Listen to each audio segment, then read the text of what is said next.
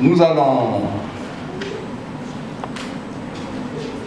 prendre Matthieu 28, versets 18 à 19, Luc 16, verset 24.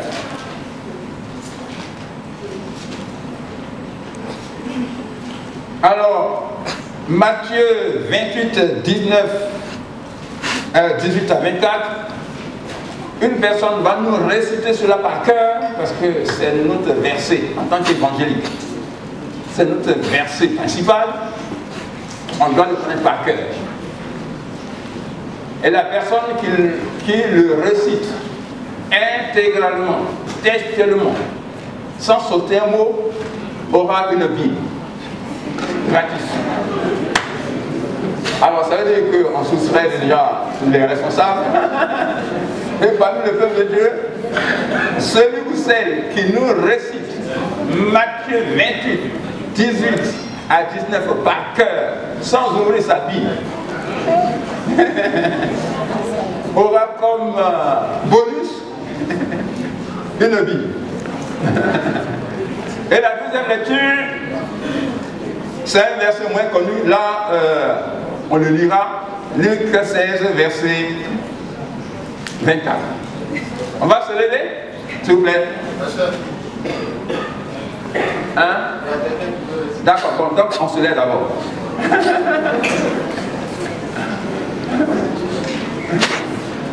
Alors, la table de prédication, nous on prépare une Bible, s'il vous plaît. Est-ce qu'il y a la Bible là-bas? Oui, mais déjà on nous prépare une Bible là-bas. Pas de Bible là-bas. Une table de prédication qui n'a pas de Bible. D'accord, ok. Si la personne récite, dimanche prochain aura sa Bible. Oui, mais bon, on n'a pas. Donc, dimanche prochain, la personne aura sa Bible. Mais alors, une personne nous récite le verset Matthieu 28, 18 à 19 par cœur, sans sauter de virgule. Alors, le micro est donné.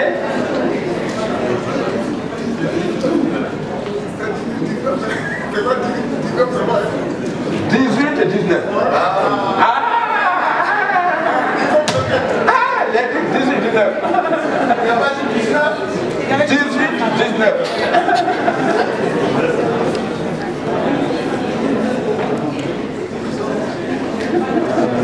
Alors, c'est Daniel?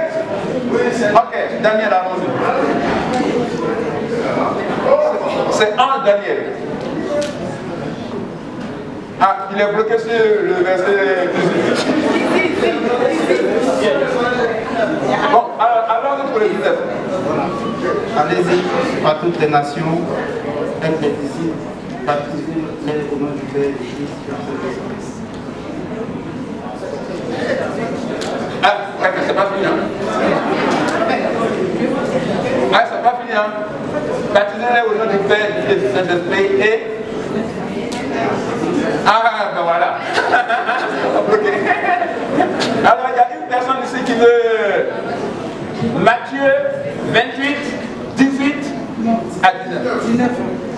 Bon, alors, le micro est ici, s'il vous plaît.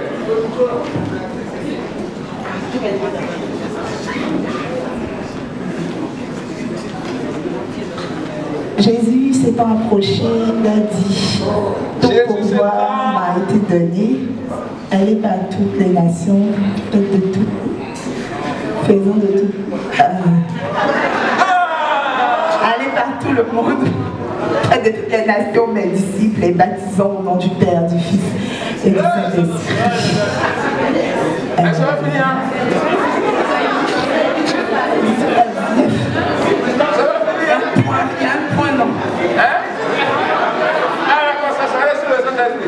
Je crois.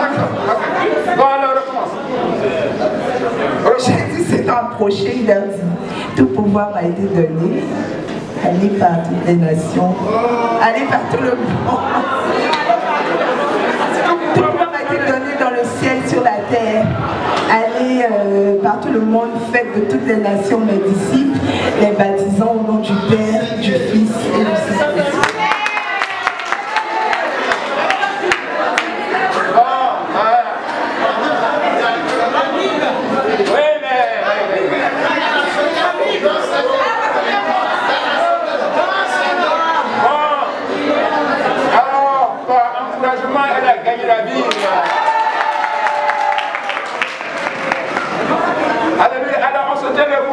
vous. Il y a le deuxième verset à lire. Là, vous pouvez votre Bible pour effectuer la lecture ici dans cette rangée involontaire.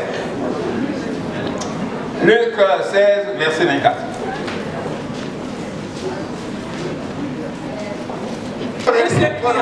Père Abraham, aie pitié de moi et envoie-moi Lazare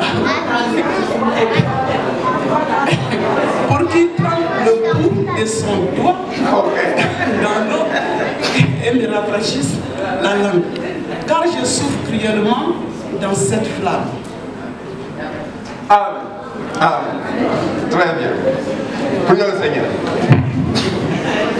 Seigneur, nous te bénissons pour ta parole ce matin.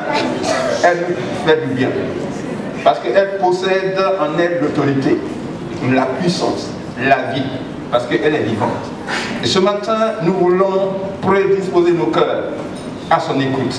Pour que ton esprit fasse l'œuvre d'illumination, l'œuvre de conviction, l'œuvre d'inspiration. Seigneur, pour que nos vies puissent changer. Agis au nom de Jésus. Béni sois-tu, Père, et merci, Seigneur. Amen. Amen.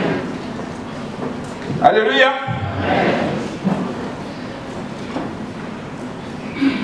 Évangéliser pour sauver de l'enfer. Il nous faut évangéliser pour sauver les âmes de l'enfer. Telle est la mission qui nous a été confiée. Allez par toutes les nations, faites des disciples, les baptisant au nom du Père, du Fils, du Saint-Esprit. Et enseignez-leur tout ce que je vous ai presté. C'est la mission que le Seigneur nous a confiée. Et lorsque nous disons évangéliser pour sauver de l'enfer, c'est la raison qui doit nous motiver pour évangéliser. Parce que le monde va à l'enfer. Parce que les créatures de Dieu vont à l'enfer. Sans la connaissance de Dieu, les êtres créés à l'image de Dieu, qui sont les hommes, vont à l'enfer. Et c'est cela qui doit nous stimuler pour évangéliser, pour présenter l'évangile, pour que les gens se détournent du chemin qui mène à l'enfer pour se tourner vers Dieu, avoir pour destinée le paradis céleste. Déjà, il est important de savoir que l'enfer est une réalité. C'est une réalité, il faut le savoir. L'enfer existe. L'enfer, ce n'est pas un mythe. Ce n'est pas quelque chose d'imaginaire. Mais c'est quelque chose de réel. Il y a le mathématicien Pythagore qui a évoqué la théorie des contraires. Pythagore, le théorème de Pythagore. Si on a encore la mémoire de nos enseignements reçus, les enseignements mathématiques reçus sur les bancs du collège et du lycée, le théorème de Pythagore, A au carré est égal à B au carré plus C au carré. Dans le triangle rectangle, ça va là. Ça va là. A au carré. Le carré de l'ensemble de tout. Ok, bon voilà. Donc, je suis pas loin. Je suis pas loin. Et donc, Pythagore, le mathématicien, a développé la théorie des contraires. Puisqu'il existe un mâle, il existe une femelle. Puisqu'il existe un petit, il existe un grand. Puisqu'il existe le jour, il existe la nuit. Puisqu'il existe le soleil, il existe la pluie. Puisqu'il existe le froid, il existe le chaud. Puisqu'il existe le juste, alors il y a donc l'injuste. Puisqu'il y a le méchant, alors il y a le gentil. Puisqu'il existe la vie, alors il y a la mort.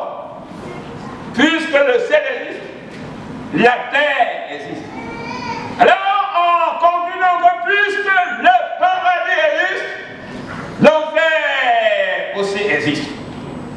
Donc déjà, par la théorie de Pythagore, on arrive à cette déduction, puisque le paradis existe, l'enfer aussi existe, et ce n'est pas à nier.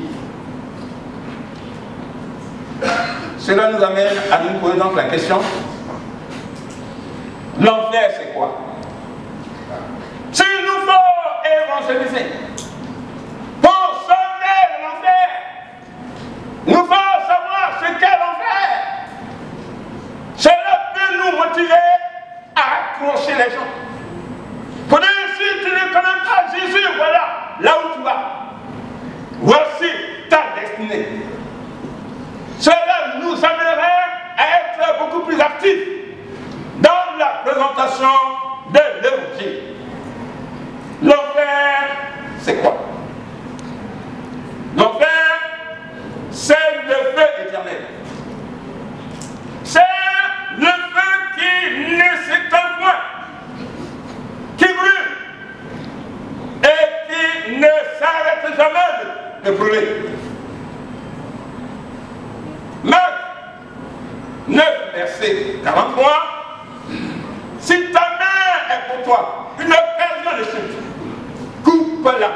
Mieux vaut pour toi entrer macho dans la vie éternelle que d'avoir les deux mains et d'aller dans la géhenne, dans le feu qui ne s'éteint point. Parce que le feu qui ne s'éteint point existe. Qui est l'enfer, qui est la géhenne. Pour ceux qui n'obéissent pas à Dieu, alors, si ton bras est pour toi une occasion de chute, vaut mieux l'enrayer. Pour dire que ce comportement, cette attitude, cette manière de vivre peut m'empêcher d'aller au paradis, peut m'envoyer à l'enfer. Donc, j'arrête cela, je coupe avec cela, pour ne pas que ça me détourne de ma destinée éternelle. L'enfer, c'est la perdition éternelle. Matthieu 7, verset 13. Large est la porte, spacieux est le chemin qui mène à la perdition. Il y en a beaucoup qui entrent par là. L'enfer, c'est la perdition. La volonté de Dieu n'est pas que ces créatures se perdent. Se perdre, c'est quitter le contact de Dieu. Se perdre, c'est ne pas être en communion avec Dieu. Se perdre, c'est ne pas être en relation avec Dieu. Cela engage vers une destinée. Et cette destinée s'appelle la perdition éternelle. Pour ne jamais voir la face de ton Créateur, la face de ton Dieu. L'âge est donc le chemin. Mais resserré est le chemin qui mène à la vie éternelle. Resserré est le chemin de l'évangile. Le chemin de la communion avec Dieu. Le chemin de l'intimité avec Dieu. Le chemin de la soumission de Dieu, de la soumission à Dieu. Ce chemin-là est resserré et beaucoup ne le voient pas. Mais nous bénissons le nom du Seigneur de ce que la lumière de l'évangile a brillé dans ce cœur pour voir la nécessité d'adorer Dieu, la nécessité de se soumettre à Dieu, la nécessité de prier Dieu, la nécessité de faire l'effort de ressembler le Seigneur par la sanctification. Resserré est ce chemin et beaucoup ne le voient pas. L'enfer, c'est la fournaise ardente. Le lieu des pleurs et des grincements de dents. Matthieu 13, verset 42. Le Fils de l'homme enlèvera ses anges qui arracheront de son royaume tous les scandales et ceux qui commettent l'iniquité. Et ils les jetteront dans la fournaise ardente où il y aura des pleurs et des grincements de dents. C'est le Seigneur qui le dit. Oui, quand il y a un lieu créé et où il y a la fournaise, une fournaise ardente de feu, dans ce lieu seront jetés ceux qui aiment les scandales. Dans ce lieu seront jetés les iniques, les injustes, les pécheurs. Un lieu de pleurs et de grincement de dents. C'est pourquoi, bien aimé, il y a donc lieu que chacun puisse chaque fois vérifier sa vie, dans sa relation avec Dieu, dans sa relation avec les autres, dans sa relation avec le peuple de Dieu. Ne pas être un sujet de scandale. Le Seigneur dit, le Fils de l'homme enverra ses anges qui arrachera de son royaume tous les scandales. De son royaume, tous les scandales. Il ne parle pas du royaume du ciel, du royaume qui est dans le ciel. Il ne parle pas de paradis, parce que là-bas, il n'y a pas de scandale. Mais quand il parle du royaume où il y a des scandales, où seront retirés les scandaleux, c'est son royaume qui est l'église du Dieu vivant. L'église que nous possédons. L'église dans laquelle nous sommes. L'église universelle du Seigneur Jésus-Christ. Dans cette église, il y a des scandales. Beaucoup de scandales qui salissent le nom de Dieu. Qui salissent la gloire de Dieu. Qui salissent le témoignage de Dieu. C'est pourquoi, quand on est parmi nous, dans l'assemblée du Seigneur, dans l'assemblée locale de Dieu, il faut faire son effort pour ne pas être sujet de scandale au milieu du peuple de Dieu. Alléluia. Ne pas être sujet de scandale au milieu du peuple de Dieu. Parce que les scandaleux seront jetés dehors. Et quand on est jeté dehors, quand on est sous sac du royaume, c'est-à-dire de l'église de Dieu, quand on est jeté dehors, le lieu qui nous accueille, c'est le lieu de la fournaise ardente. Là où il y a des pleurs et des grincements de dents et qu'on appelle l'enfer. L'église de Dieu n'est pas un amusement.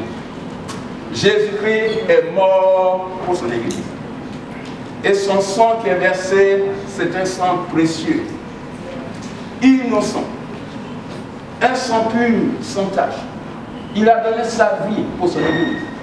Et donc il faut craindre l'église de Dieu que vous composez le peuple de Dieu. Quand on vient dans ce rassemblement des enfants de Dieu, il faut savoir comment se porter. Amen. L'enfer, c'est donc, bien-aimé, la fournaise ardente, le lieu des pleurs et des grincements de dents. Mais l'enfer est préparé pour le diable et ses démons. C'est pour le diable et ses démons que l'enfer est préparé. L'enfer n'est pas préparé pour les hommes. Ce n'est pas préparé, ce lieu n'est pas préparé pour les créatures magnifiques de Dieu que vous êtes. Dieu est amour. Quel père qui peut préparer un lieu de souffrance éternelle pour ses enfants? Personne. Et donc l'enfer n'est pas préparé pour les hommes, non. Le Seigneur, dans son esprit, dans son plan, dans son idée, ça n'y est pas. C'est pour le diable et ses démons. Matthieu 25, verset 41. Ensuite, il dit là à ceux qui sont à sa gauche, ceux qui êtes bout de moi, maudits, que vous êtes allés dans le feu éternel qui a été préparé pour le diable et ses anges. Quand il viendra à son jugement, il mettra certains à gauche. Et ceux-là qui sont à gauche, c'est les personnes qui n'ont pas obéi à sa parole, qui ne l'ont pas connu. Alors il les mettra à gauche. Ces anges viendront pour faire le tri parmi le peuple de Dieu. Et ce tri qui va être fait parmi le peuple de Dieu, certains seront mis à gauche. Ceux-là qui n'ont jamais accepté l'autorité de Dieu sur la vie. Et ils seront jetés. Ils seront jetés dans ce feu éternel qui a été préparé non pour les hommes, mais pour le diable et ses démons. Alors c'est pourquoi il faut se méfier de tout ce qui est gauche. Ceux qui sont à gauche. Ceux qui sont à gauche.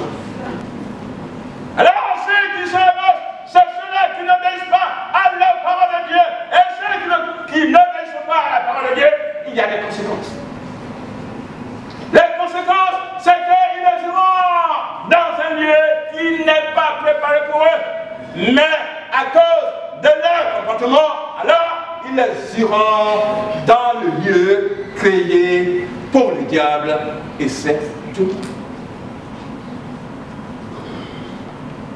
L'enfer est préparé pour les incrédules. Il y a donc à l'enfer celui qui aura refusé l'offre du salut en Jésus-Christ. Celui qui aura résisté, resté insensible à l'appel de l'évangile de Dieu. Jean 3, verset 36, celui qui croit au Fils a la vie éternelle. Celui qui ne croit pas au Fils ne verra point la vie, mais la colère de Dieu demeure déjà sur lui, et puisque la colère de Dieu demeure déjà sur lui, la destinée qui sera devant lui, c'est donc l'enfer.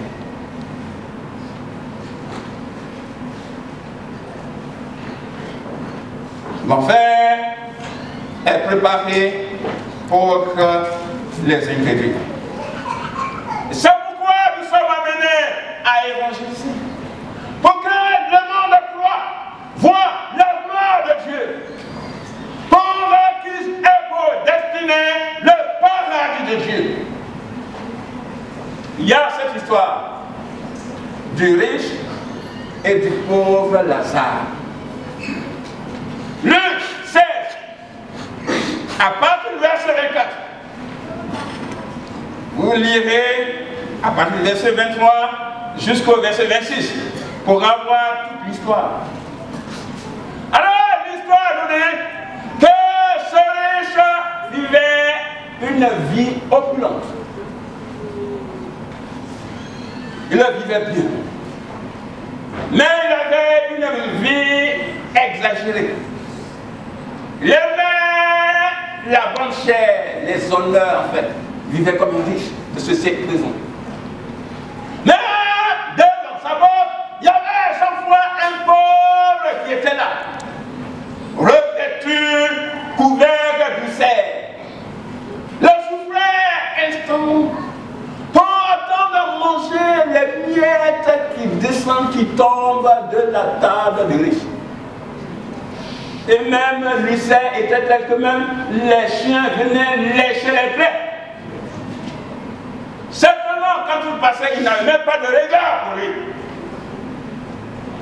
Alors, quand le pauvre est décédé, l'Évangile dit qu'il a été amené dans la gloire de Dieu, dans le sein d'Abraham, dans le séjour de mort, même un lieu préparé pour les justes. Il a été accueilli là en paix. Et son âme respirait là en paix. Amen.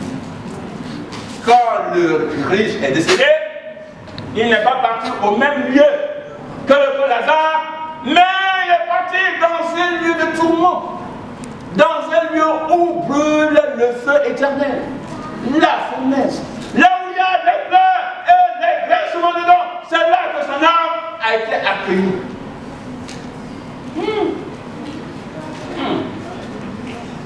Et lorsque son âme a été accueillie là, son âme souffrait beaucoup, cruellement. Et il a vu ce pauvre qui était chaque fois devant sa porte, il a vu dans le sein d'Abraham en paix, joyeux.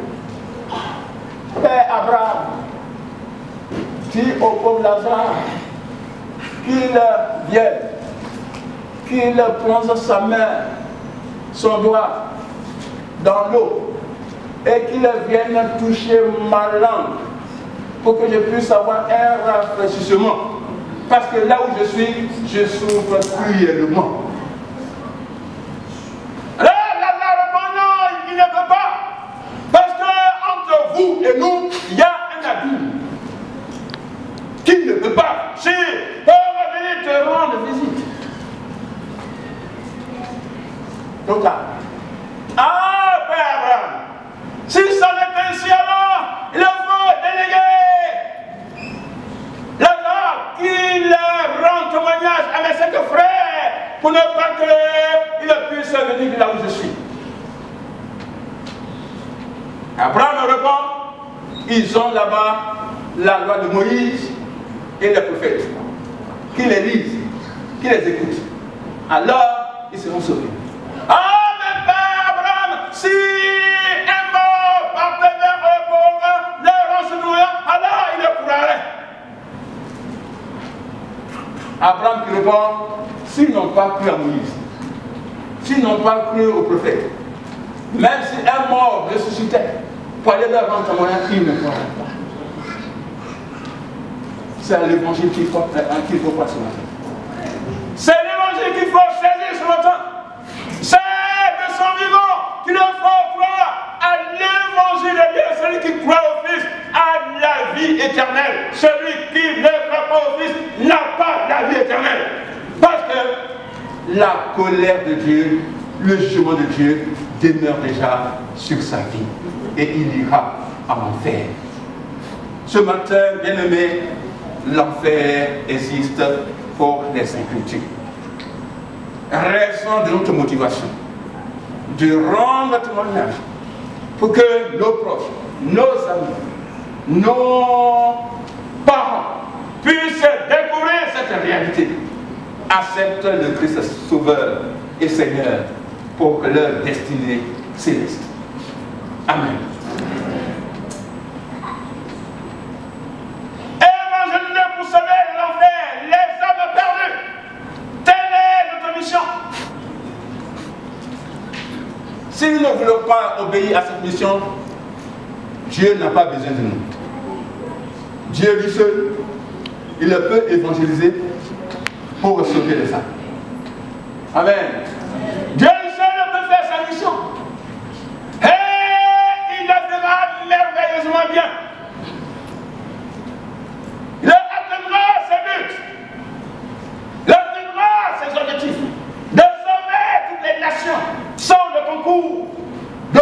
être humain. Sans le message et le témoignage d'aucun être humain, Dieu est assez puissant pour se révéler à une âme et la sauver complètement, totalement. Amen. Quand on ne veut pas faire la mission, Dieu prononce. Mais alors au ciel, il y a des myriades et des myriades d'anges. Il peut les déverser sur le monde entier. Et en un instant, le monde peut croire. Amen. Il y a des exemples. Le Seigneur a donné l'exemple. Jésus s'est révélé directement à Saul de Tarse sur le chemin de Damas. Et il l'a sauvé totalement. Sans avoir besoin du témoignage de ses disciples. Persécuteur de ses chrétiens. Il partait à Damas sur les chevaux avec ses amis pour persécuter les disciples du Seigneur qui annonçaient avec puissance et autorité le message de l'évangile. Alors on sait les attraper parce qu'ils embrouillent notre religion de Moïse. Ils nous prennent des adeptes, ils nous prennent des membres. Et voilà, nos synagogues, nos temples commencent à se vider. Et nos croyants commencent à les suivre. Alors il faut qu'on puisse tout faire pour éteindre les adeptes, les éléments de cette nouvelle religion. Ces mêmes sentiments, ces mêmes manières de faire existent dans notre monde actuel. Les jaloux. Il y en a. Parmi les chrétiens.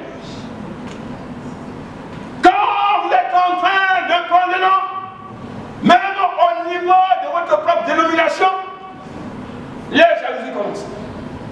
Ah, mais pourquoi il fait ça? Ah, pourquoi il fait ça? Ah, mais pourquoi il fait ça? Oh non, non, il s'éloigne de nos principes.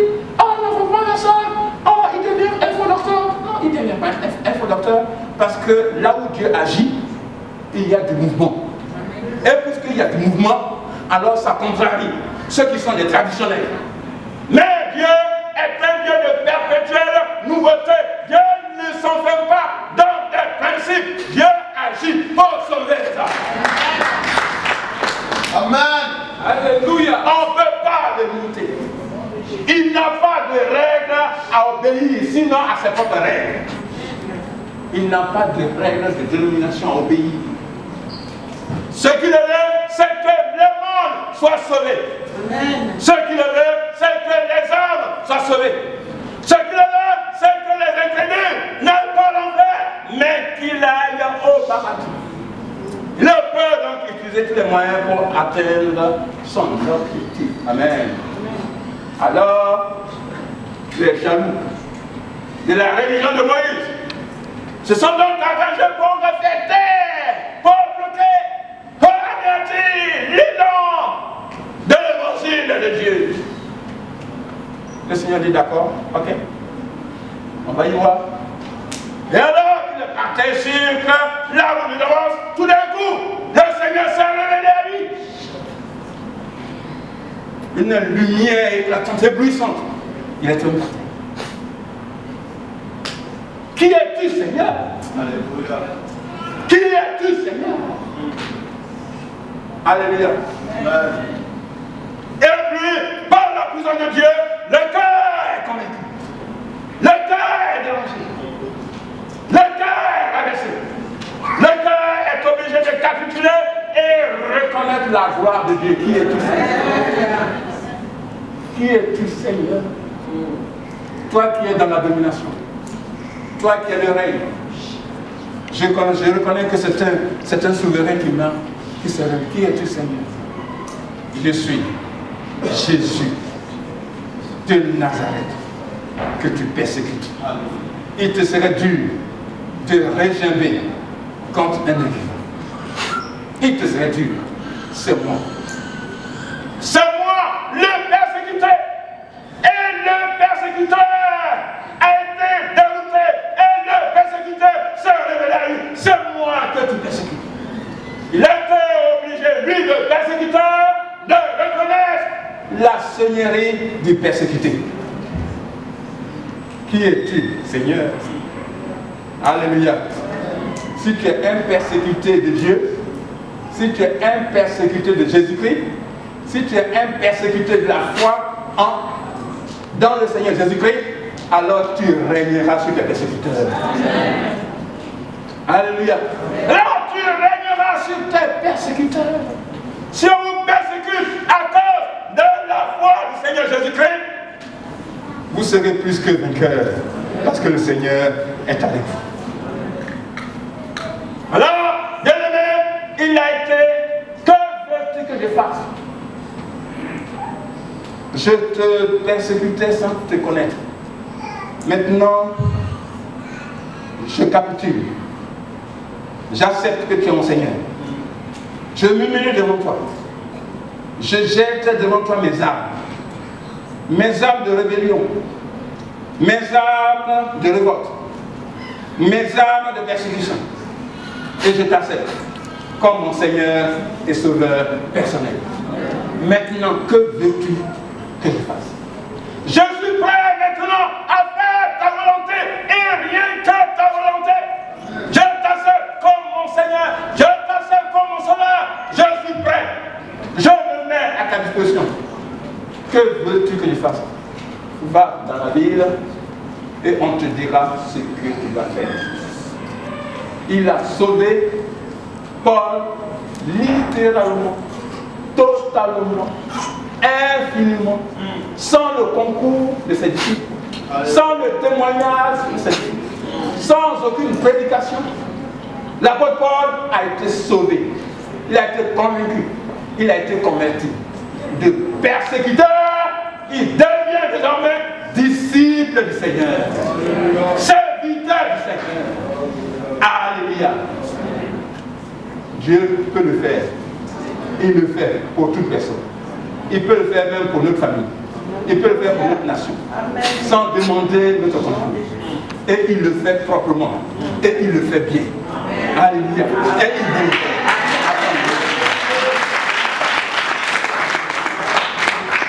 Il l'a fait pour Abraham. Et Genèse chapitre 12. Il l'a fait pour Abraham. Il n'a pas envoyé quelqu'un pour parler à Abraham. Mais il s'est révélé à Abraham. Abraham, en Mésopotamie, dans son village, au fin fond là-bas, dans la pratique de ses traditions, dans la pratique de ses coutumes, dans la pratique de ses idolâtries, de ses idoles, il était ancré dedans. Mais le Seigneur s'est révélé à lui pour le sauver de l'adoration, de l'idolâtrie, de ses idoles.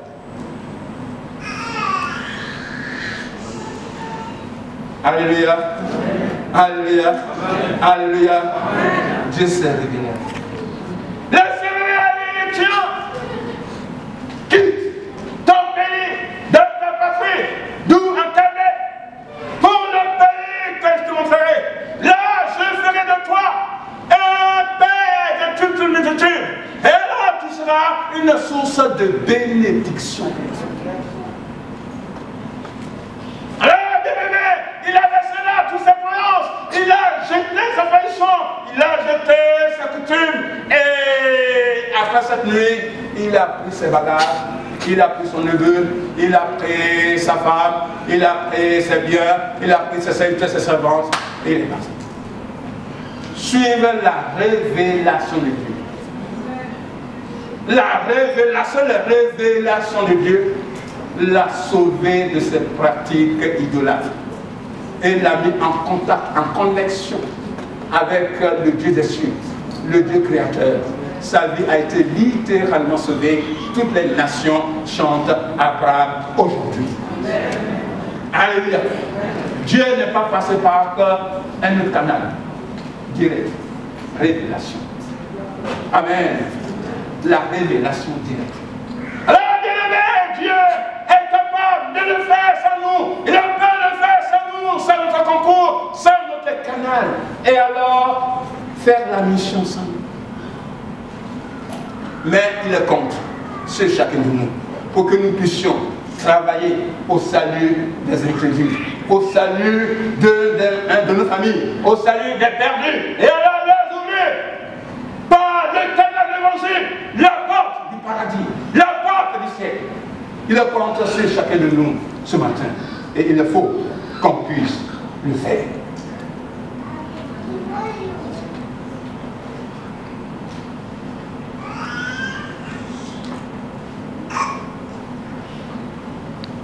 Dieu compte sur nous pour sauver les âmes de l'enfer.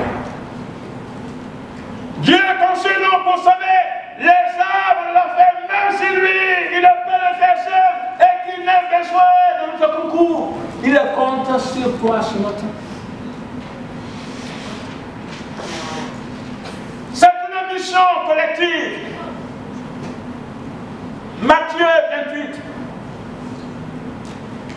Verset 18 à 19. Jésus s'étant approché, le leur parla ainsi.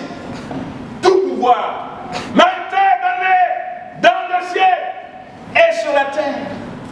Allez, faites de toutes les nations des disciples, les baptisants au nom du Père, du Fils et du Saint-Esprit, et enseignez-leur tout ce que je vous ai prescrit. Allez. C'est une mission collective. La mission collective d'aller ensemble, obéir. C'est la raison pour laquelle nous faisons ces mouvements, ces événements dans l'église du Seigneur. Pour que dans l'unité, ensemble, nous puissions travailler au salut des âmes. Culte des jeunes, le but, gagner des âmes. Le Seigneur bénisse notre jeunesse. Amen. Bon écho, bon témoignage de ce qu'ils font. Ah, les jeunes de la Mixta de Paris sont dynamiques. Amen. Alléluia. Amen. Tel est le témoignage qu'on rend de vous. Acclamons le Seigneur pour eux.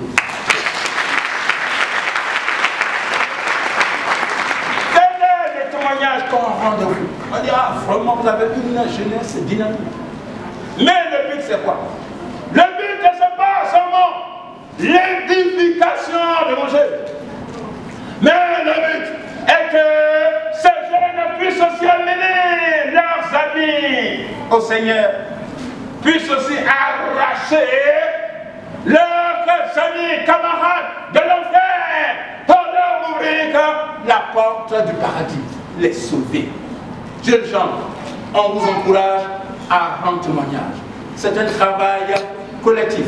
Vous avez là un moyen efficace pour inviter vos amis jeunes, pour que quand les jeunes vous voient s'exprimer, disent, ah, on pensait que les églises c'était tranquille, c'était triste, mais là, il y a la vie dans une église. Alors ça va nous aussi, ça va les motiver aussi à faire comme vous. Acceptez le Seigneur et le Seigneur sera glorifié en vous. Nous faisons ces fêtes des femmes. Le but, c'est vrai, c'est l'édification de nos femmes. Parfait. Mais au travers de ces événements, c'est pour que d'autres femmes aussi puissent aussi être gagnées au Seigneur. Vous dites, on pensait que dans l'église, c'était la tristesse et les gens ne se réjouissaient pas, mais on voit que dans les églises, il y a la joie. Et c'est dans l'église, on doit trouver la joie. C'est dans l'église, on doit trouver l'enthousiasme. Amen. Parce que ce qui est dans le monde qu'on appelle la joie, réjouissance. Au sortir de ces réjouissances, au sortir de ces nightclubs, au sortir de ces nuits de Haïsé Club, au sortir de ces danses bébé, au sortir de ces de ces night clubs, c'est la tristesse. On y va pour oublier un peu. Mais quand on sort, la tristesse est là. Oh, quand on vient à l'église et qu'on a la joie et qu'on trouve la joie, c'est la joie du Seigneur. Cette joie est incomparable. Parce que la joie du Seigneur est répandue par le Saint-Esprit. C'est le fruit du Saint-Esprit. Alors quand la joie du Seigneur pénètre en nous, c'est le Saint-Esprit qui pénètre en nous. Et c'est le Saint-Esprit qui pénètre en nous, c'est une joie intarissable. On sort de là, on est joyeux. On dit, ah mais ça m'a fait du bien. Et puisque ça m'a fait du bien, alors je reviendrai.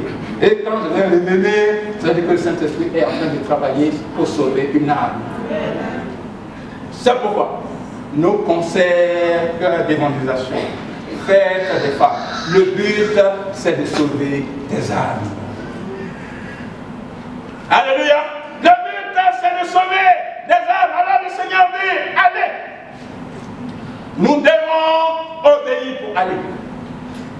Allez pour prêcher de péché. Que les gens se répondent de leur péché. Allez avec un message. Allez avec le message de l'évangélisation. Allez pour présenter le salut. Allez pour prêcher la repentance. Allez pour prêcher l'amour de Dieu. Dieu est amour. Tant aimé le monde qu'il a donné son Fils, afin que quiconque croit en lui ne périsse pas, mais qu'il ait la vie éternelle. Allez pour montrer au monde, annoncer au monde l'amour de Dieu. Allez pour prêcher le pardon de Dieu. Dieu est ce qui pardonne. Allez pour prêcher la miséricorde de Dieu, la pitié de Dieu, la compassion de Dieu. Allez pour prêcher l'amour transitoire de Dieu. Dieu aime le monde. Dieu aime le pécheur. Dieu aime le meurtrier. Dieu aime la prostituée. Dieu aime les pécheurs, mais il n'aime pas le péché. Allez leur présenter mon amour. Ils seront sauvés. Amen. Allez, faites des disciples. Faites des disciples. Le but des disciples, c'est accepter d'une manière convaincante, d'une manière résolue, le Seigneur Jésus-Christ. C'est être transformé pour suivre le Seigneur, ayant les yeux rivés sur lui, être son disciple qui accepte son enseignement, son autorité. Allez, le but, c'est de faire les disciples. Le but n'est pas de faire les sympathisants. Parce qu'il y a des sympathisants dans l'assemblée du Seigneur. Mais nous, quand on présente l'évangile, c'est pour que les gens soient disciples du Seigneur. Les gens soient transformés. Ils comprennent que l'évangile qui amène au ciel, l'évangile qui amène au salut, l'évangile qui amène au paradis, c'est un évangile qui nous amène à nous repentir de nos péchés. C'est un évangile qui nous amène à comprendre que nous sommes pécheurs. C'est un évangile qui nous amène à comprendre que nous avons chaque jour besoin de la purification, de la sanctification. C'est un évangile qui nous présente Dieu comme le Dieu saint. Prêchez cet évangile authentique, cet évangile qui transforme totalement ce qui est.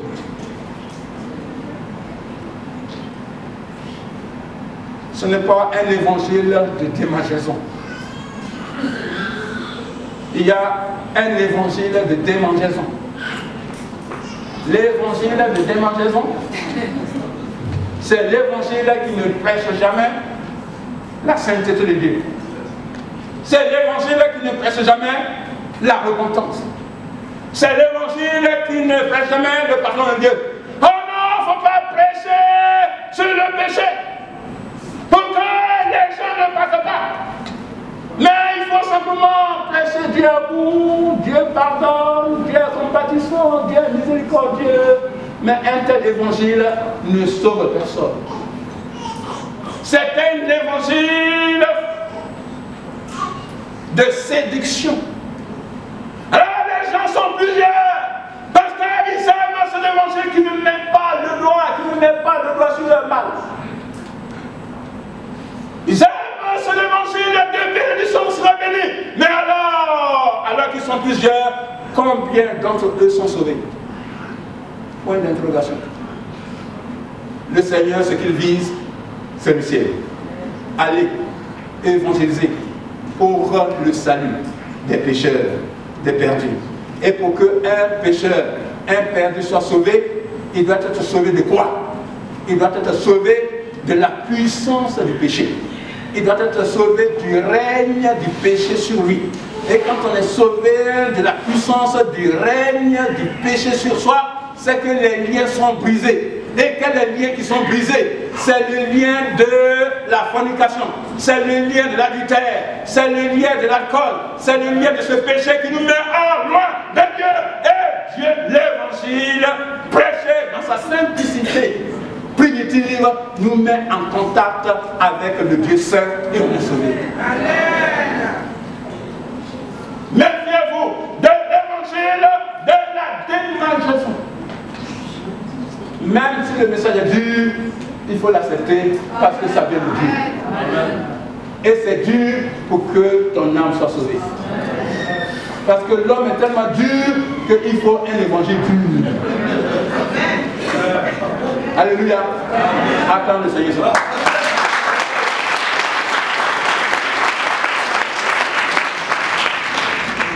Allez, faites des disciples. Le but, c'est que des disciples soient faits et non des suiveurs soient faits.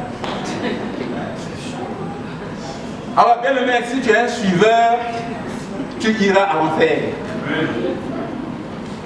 C'est pourquoi chaque jour on vous prêche l'évangile, parce qu'on ne sait même pas dans combien vous êtes là, on ne sait pas combien qui sont sauvés. C'est ça le problème. Parce que être fidèle à sa chaise le dimanche matin, ça ne veut pas dire qu'on est sauvé. C'est ça la réalité. C'est ça qui est la vérité. Et c'est pourquoi on vous prêche chaque jour. Et on reprêche sur le même sujet. Pour que cette croûte-là soit enlevée. Il y a des gens qui sont sous des croûtes que l'évangile ne perce jamais. Mais que ta croûte-là soit brisée ce matin. Pour que l'évangile te pénètre. Pour que ton nom soit inscrit sur le livre. Nous prêchons pour le salut des âmes. Pour que tu sois sauvé. Amen. C'est une mission individuelle.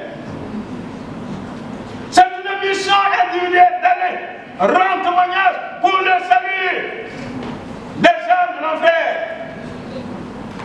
Jean-Baptiste rendit témoignage en vrai pour le sauver de l'enfer. Jean-Baptiste, c'est le prophète. Il a vu le Seigneur, il dit, voici l'agneau de Dieu qui ôte le péché du monde. C'est dans le même chapitre, mais ce n'est pas le même verset. Donc il a dit, voici l'agneau de Dieu. Et il est de mon frère André.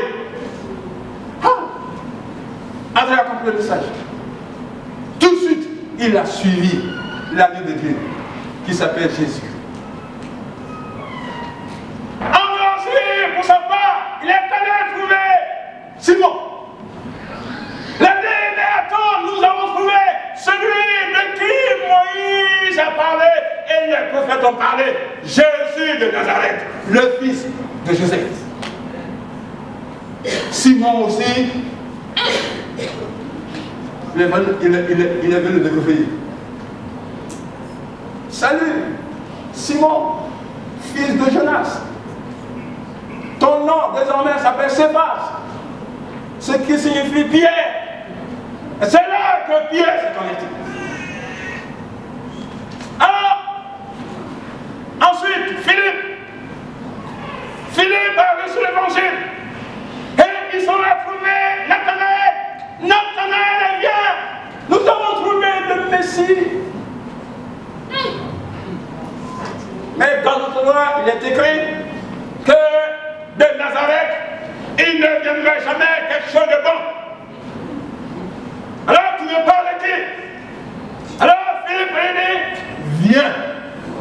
et vois.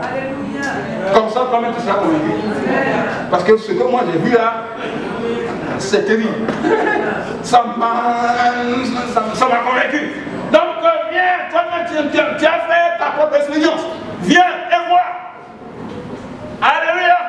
Bien-aimés, nous avons été émerveillés, fascinés par la présence du Seigneur.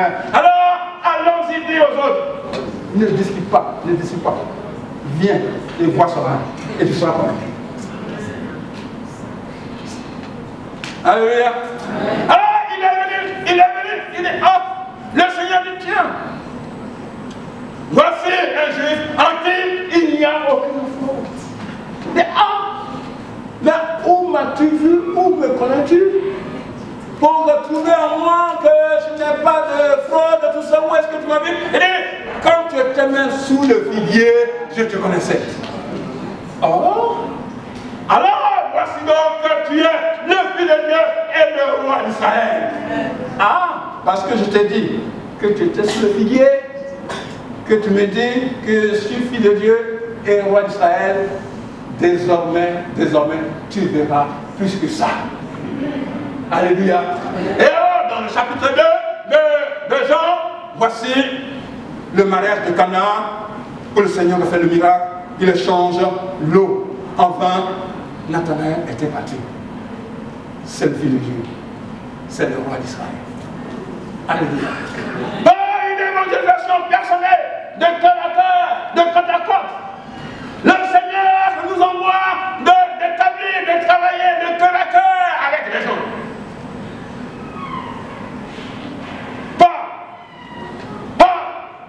Et le Seigneur accompagnera ta parole. Ne dis pas comme Moïse, je ne sais pas parler. Non. Quand tu es devant une âme qui a ce besoin de salut, c'est le Seigneur qui t'inspire ce qu'il faut dire. Parle seulement. Le Seigneur accompagnera ta parole. La personne sera convaincue. La personne viendra et verra ce que Dieu est capable de faire dans sa vie. Alléluia. Bien-aimés, nous vivons avec des gens. Si tu vis avec une personne qui ne connaît pas l'évangile, cette personne est un candidat potentiel à l'enfer. L'enfer existe. Il faut qu'on soit chargé de ce fardeau. Dans le lieu des grincements des dents et des pleurs, c'est là sa destinée. Donc, nous vivons, ceux qui ne sont pas convertis, si nous vivons avec ceux qui ne sont pas convertis, nous vivons avec des gens qui sont candidats à l'enfer. Le Seigneur nous tiendra responsables parce qu'il sait qu'il a mis dans nos mains son évangile, la puissance de son évangile. Il sait qu'il a mis dans notre bouche, dans notre palais, sur nos lèvres, la puissance de l'évangile. Il nous dit action, action, seulement action, pas. Je vais accompagner. Et même si tu ne connais pas de verset biblique, rends ton propre témoignage. Parce que ton propre témoignage est encore plus éloquent. Le changement de ta propre vie est encore plus éloquent. Peut encore plus toucher la personne. Et la personne peut venir à l'évangile. Amen. Tu as la puissance. Tu as l'autorité. Tu as la capacité. Tu as le pouvoir de changer la destinée d'une personne. Et le pouvoir, l'autorité que tu as de changer la destinée d'une personne, c'est l'évangile. Pour que tu l'amènes à la destinée céleste, au paradis céleste, dans la gloire de Dieu, par ton canal. Et le Seigneur veut compter avec toi ce matin. Évangélisons pour sauver les âmes de l'enfer. L'enfer est une réalité. Le ciel existe. La terre aussi existe. Les pleurs existent. Alors les rires aussi existent. Le soleil existe. La pluie existe. La mort existe. La vie existe. Le paradis existe. Alors l'enfer existe. Et puisque l'enfer existe, alors, bien aimés, soyons sous la pression d'évangéliser. Pour que nos enfants qui ne croient pas puissent croire. Pour que nos soeurs qui ne croient pas puissent croire. Pour que nos collègues qui ne croient pas puissent croire. Pour que nos amis que nous aimons puissent croire. Pour que leur nom soit inscrit dans le livre de vie. Pour leur salut éternel. Dimanche prochain, promets au Seigneur de venir avec un invité. Dimanche prochain, promets au Seigneur de venir avec un invité. Ce mois d'évangélisation, promets au Seigneur de venir avec des âmes. Le Seigneur compte sur toi pour changer leur destinée et les inscrire sur le livre de vie. Dieu te bénisse ce matin. Au